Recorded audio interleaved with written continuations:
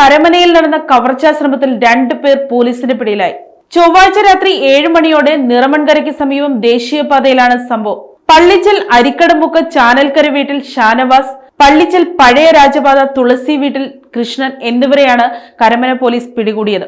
കരമനയിലെ ഒരു ഫിനാൻസ് സ്ഥാപനത്തിലെ ജീവനക്കാരനായ രാകേഷ് തമ്പിയെ ലക്ഷ്യമിട്ടായിരുന്നു കവർച്ചാ ശ്രമം.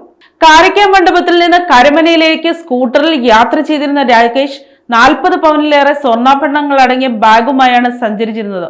പ്രതികൾ ബൈക്കിൽ പിന്തുടർന്ന് നിറമൺകരയ്ക്ക് സമീപം എത്തിയപ്പോൾ സ്കൂട്ടറിന് പുറകിൽ ഇടിച്ച് രാകേഷിനെ വീഴ്ത്തുകയായിരുന്നു.